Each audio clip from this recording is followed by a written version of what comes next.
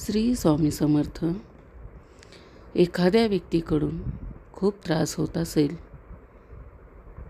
तर काय करावे जाणून घेऊया.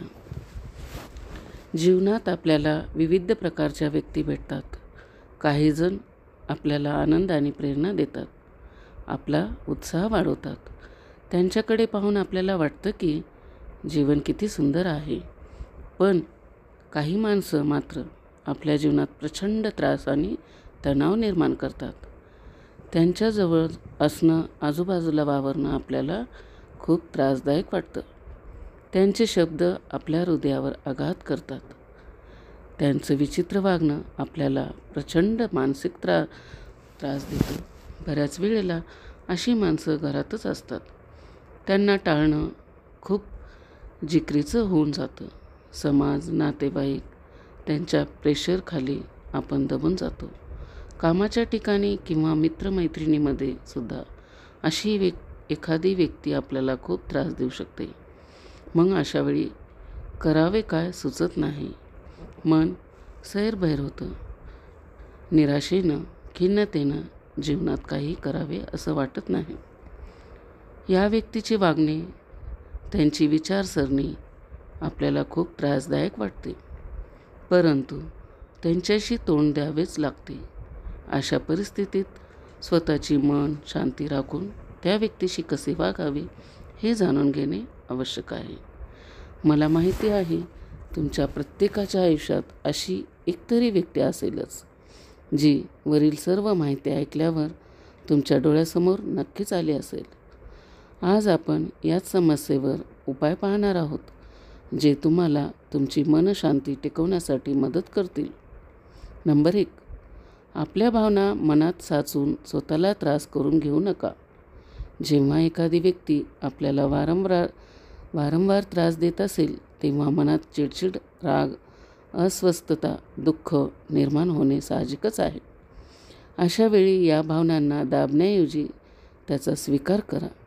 स्वतःशी बोला की होय, मला राग येतोय, त्रास होतोय, वाईटही वाटतंय. शांतपणे या भावनाचे विश्लेषण करा. स्वतःला स्ट्रॉंग बनवा. लगेच घाबरून डोळ्यात पाणी आणू नका. अशाने त्रास देणाऱ्या व्यक्तीला चेव येतो. जर हा प्रकार रोजचाच असेल तर आपल्याला त्या भावनावर नियंत्रण मिळवता येणे शिकले पाहिजे. कोणतीही गोष्ट लगेच साध्य होत नाही. थोडा वेळ द्या. स्वतःमधली शक्ती शोधून काढा. नंबर 2. त्या व्यक्तीशी अंतर ठेवायला शिकून घ्या. एखादी व्यक्ती आपल्याला सतत नकारात्मक विचार देत असेल तर शक्य असेल तेथे त्यांच्याशी संवाद कमी करा. जास्त संपर्कात राहिल्याने तणाव वाढू शकतो. म्हणून त्या व्यक्तीशी थोडे अंतर ठेवणे आवश्यक आहे. हे अंतर नाते तोडण्यासाठी नव्हे, तर फक्त आपल्या मन शांतीसाठी आहे. नंबर 3. वागण्याकडे दुर्लक्ष करा. त्रासदायक व्यक्ती आपल्याला कधी कधी चिडवण्याचा, उचकवण्याचा प्रयत्न करते. त्यांना पूर्णपणे हे माहिती असतं की माझ्या अशा वागण्याने समोरच्याला प्रचंड त्रास होऊ शकतो. त्यांचं मनस्वास्थ्य बिघडू शकतं. पण त्यांना हे करण्यामुळे आसुरी आनंद मिळतो. म्हणून त्यांच्या नकारात्मक प्रतिक्रियांना महत्त्व देण्याऐवजी त्याकडे दुर्लक्ष करणे हा एक उत्तम उपाय आहे. हे बोलणे तसे खूप सोपे आहे, पण करणे तेवढेच कठीण आहे. याची मला पूर्ण जाणीव आहे, पण नियमित सरावाने हे देखील शक्य आहे. त्यांच्या शब्दाचा आपल्या मनावर परिणाम होऊ देऊ नका. आपल्या कामावर लक्ष केंद्रित करा. नंबर 4. त्यांच्या वागण्यामागचे कारण समजून घ्या. कधी कधी एखादी व्यक्ती सतत त्रास देत असेल तर त्याचे कारण जाणून घेण्याचा प्रयत्न करा. बहुतेक वेळा त्याच्या तशा वागण्यामागे त्याची स्वतःची काहीतरी समस्या असू शकते. बऱ्याच वेळा या लोकांना काहीतरी न्यूनगंड असतो, जो त्यांनी लपवून ठेवलेला असतो. समाजात वावरताना ते स्वतःला खूप नॉर्मल असल्याचे दाखवतात. मात्र अगदी कमजोर, त्यांच्या हाताखाली असलेली व्यक्ती भेटली की त्यांच्यातील राक्षस जागा होतो आणि वेगवेगळ्या प्रकारे त्या कमजोर व्यक्तीला त्रास देऊन ते आसुरी आनंद मिळवतात. मात्र त्यांच्या कमजोरीचा शोध घेऊन त्यावर उपाय करणे शक्य असल्यास तसा प्रयत्न अतिशय सावध पावित्र्याने करून पहा. कदाचित त्यांच्या वैयक्तिक समस्येमुळे ते असे वागत असतील, तर खरंच तसं काही असेल तर त्यांच्याकडे थोडे सकारात्मक दृष्टिकोनातून पाहता येईल. नंबर 5. स्वतःची सकारात्मकता वाढवा. त्रासदायक व्यक्तीमुळे आपल्या जीवनातील आनंद हरवू पाहतो, निराशा येते, पण असे होऊ देऊ नका. ध्यान, योगा, आवडते छंद, पुस्तक वाचन किंवा मित्राबरोबर मैत्रिणीबरोबर वेळ घालवणे किंवा जे काही आपल्याला करायला आवडते ते करा. यामुळे आपल्या मनाची सकारात्मकता आपण टिकवून ठेवू शकतो. आपण आपल्या मनात सकारात्मकता निर्माण केली तर बाहेरच्या नकारात्मक गोष्टीचा परिणाम आपल्यावर कमी होतो. हेही लगेच जमणार नाही. थोडा वेळ द्या, स्वतःला सारे काही नीट होईल. नंबर 6. संयमित वागणूक ठेवा. त्रास देणाऱ्या व्यक्तीशी संवाद साधताना संयम ठेवणे खूप महत्त्वाचे आहे. त्यांना तोंड देताना शांत आणि तटस्थ राहा. अशा परिस्थितीत राग किंवा विरोध करण्याऐवजी त्यांच्या वागण्यावर संयमाने प्रतिक्रिया द्या. ती व्यक्ती वाट पाहत असते की कधी तुम्ही उलट उत्तर देता आणि ते त्यांचं हत्यार बाहेर काढून तुमच्या काळजाचे तुकडे तुकडे करतात.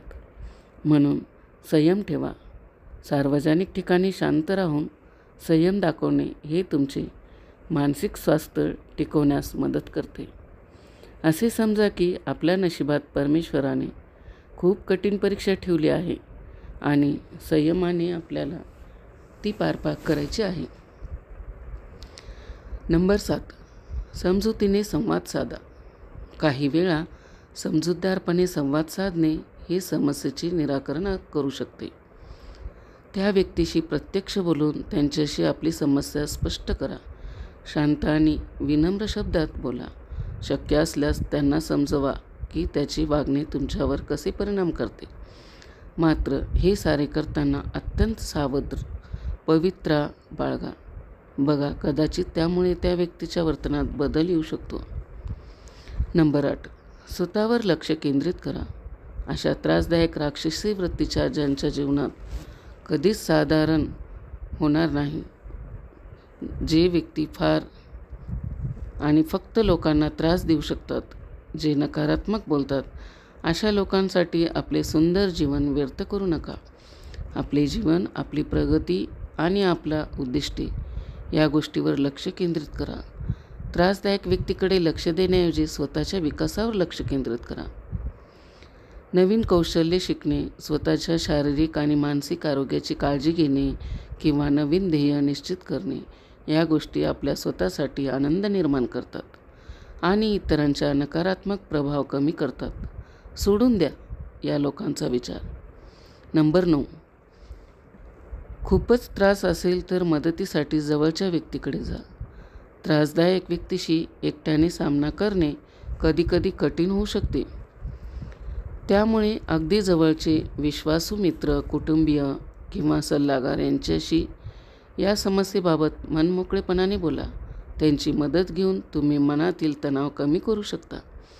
यामुळे थोडासा का होईना मनावरचा भार हलका होईल. मात्र एक गोष्ट लक्षात ठेवा, या गोष्टीला कोणाच्या सांगण्यातून वेगळी कलाटणी लागता कामा नये. नंबर 10. शेवटी निर्णय घेण्यास घाबरू नका. जर त्रास इतका वाढत असेल की तो सहन करण्याच्या पलीकडे जात असेल, तर त्या व्यक्तीपासून कायमचे दूर होण्याचा निर्णय स्वतःच्या अगदी जवळच्या नातेवाईकांना विश्वासात घेऊन घ्या. आपला आत्मा, सन्मान आणि मानसिक आरोग्य हे जास्त महत्त्वाचे आहे. अशा वेळी कठोर निर्णय घेणे खूप आवश्यक ठरू शकते. मात्र हा विचार संपूर्ण विचारांती त्याच्या पुढे काय परिणाम होतील, होणाऱ्या परिणामांना तुम्ही तोंड द्याल. सध्या सक्षम आहात द्यायला. तुम्हाला सपोर्ट करणारे काय म्हणतात? तुम्ही स्वावलंबी आहात का या साऱ्यांचा विचार अंतिम निर्णय घ्या. मित्रांनो, जीवनात काही नकारात्मक व्यक्ती आल्या तरी आपला संयम आणि शांती राखून त्याचा सामना करणे हा खरा विजय आहे.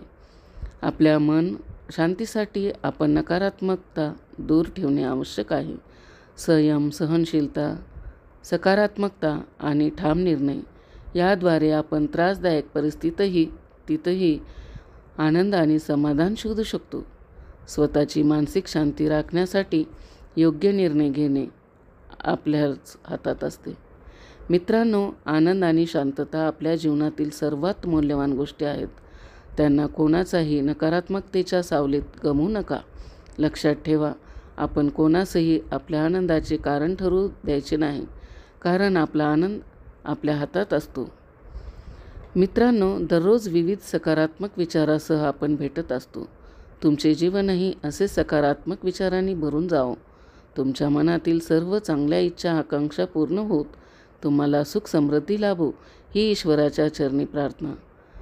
आजचे विचार जर तुम्हाला आवडले असतील आणि ते पटलेही असतील तर कृपया व्हिडिओला लाईक आणि चॅनलला सबस्क्राईब करायला विसरू नका. धन्यवाद.